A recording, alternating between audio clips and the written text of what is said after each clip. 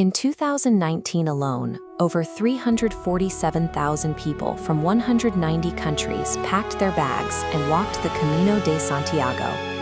The Camino is a vast network of ancient pilgrim routes stretching across Europe and culminating in Spain.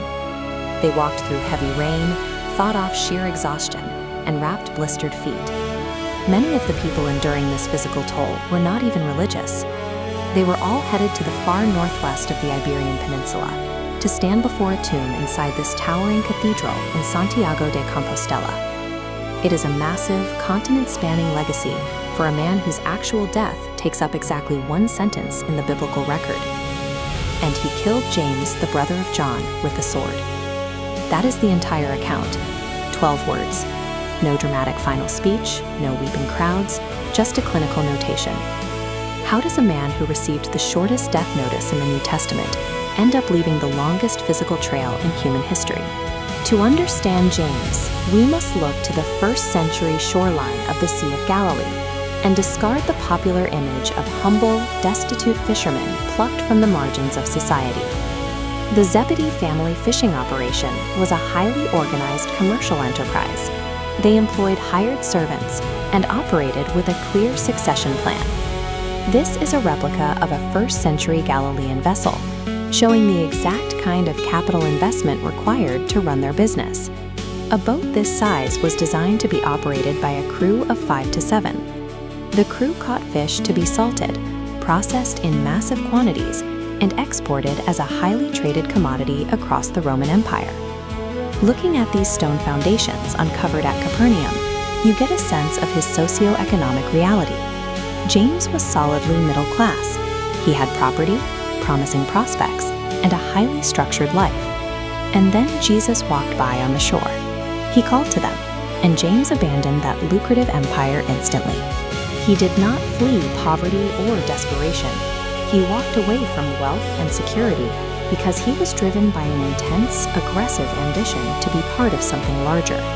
Jesus actually gave James and his brother John a nickname that perfectly captured this intensity, Boanerges, which translates to the Sons of Thunder. When a Samaritan village refused to welcome their group, James's immediate proposed solution was to call down fire from heaven and incinerate the entire town. This hierarchy chart maps his ultimate power play. James shamelessly asked for the top 2 seats in the coming kingdom. Instead of rebuking him, Jesus asked, "Are you able to drink my cup?" As focus shifts from status to service, the hierarchy entirely inverts.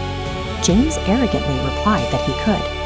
Jesus accepted that raw confidence, but fundamentally changed the metric. Greatness would be measured by ultimate sacrificial service. Jesus weaponized his competitive drive, taking a self-centered businessman and aiming his energy entirely toward building the early church. Fast forward 14 years to Judea. James channeled his intense ambition into preaching and organizing, making him a highly visible leader. King Herod Agrippa I, a Roman client king who ruled over Judea, needed a political win. To appease the religious establishment and project his authority, he decided to eliminate the movement's most effective threat. Herod did not target Peter first. He bypassed John. He chose James, proving exactly how massive his influence had become. The man who spent his early life loudly demanding the highest seat of power accepted the executioner's blade in total silence.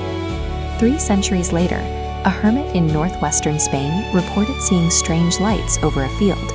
That sighting sparked a legend of a miraculous stone boat carrying James's remains from Jerusalem to Iberia. While the historical details of a stone boat are highly dubious, look at this map of Europe. The resulting explosion of the Camino pilgrimage routes spiderwebbing across the continent is undeniable. The most fiercely competitive man in the room allowed his desire for a throne to be transformed into a willingness to die for a cause. That enduring transformation is the real story. Be sure to visit captivationcompany.com for more Apostle learning experiences. Listen to all of the Apostle songs at apostlesalbum.online. And be sure to get our latest book about the apostles at apostlesbook.online.